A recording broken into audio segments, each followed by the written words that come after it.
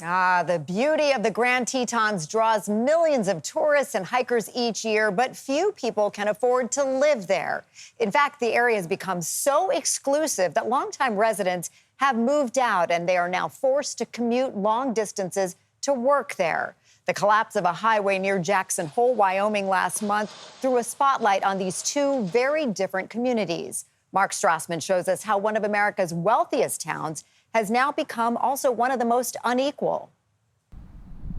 In Jackson Hole, Wyoming's Shangri-La in the Tetons, you need silly money to be taken seriously.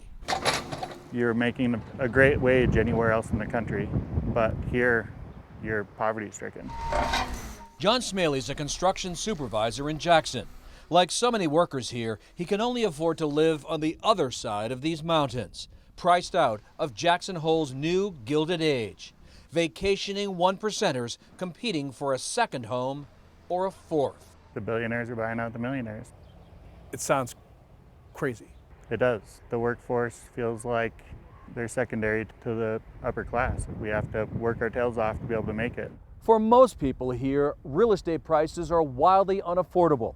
This county's median income is $108,000 a year, but the average listing price of a single-family home is more than $7 million. A lot of these stores, your average working person, this is not for us. Jessica Sell Chambers walked us through downtown Jackson's Old West charm and sticker shock. It's changed as far as the level of service, the cost of goods. And continues to change. Yeah, little by little. She's a town council member here and a mayoral candidate. This is beyond gentrification. This is super gentrification. You can make $200,000, $300,000 a year Yeah, and not afford to live here. correct. It's those who have more money than they even know what to do with. And then we have the rest of us. Driving home the inequality, John Smaley's hour-long commute over this mountain pass to his house in Driggs, Idaho. Last month, that pass collapsed, 80 feet of it gone.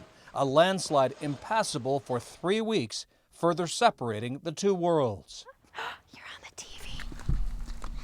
Another family feeling it in Driggs, Pete and Sarah Wilson and their daughter, Harper. Sarah's a media creative director. Pete's a firefighter paramedic in Jackson, their hometown. You feel excluded from the place you grew up in? 100%. Yeah. I'm the help, even though I'm a firefighter paramedic. Once we're done doing the job, we're expected to kick rocks, get lost. If you're looking at the American dream or whatever, if you work hard enough, you can have what you want, but you can't. It's not just gone for now, it's gone forever. It's gone forever. Sell Chambers' Jackson home has exploded in value, but the property taxes may drive her family out. It causes tension, it causes stress, and it hurts our community when we don't have the people that are working here, living here. The mountain pass has reopened. The divide stays in place. For CBS Mornings, Mark Strassman in Jackson Hole, Wyoming.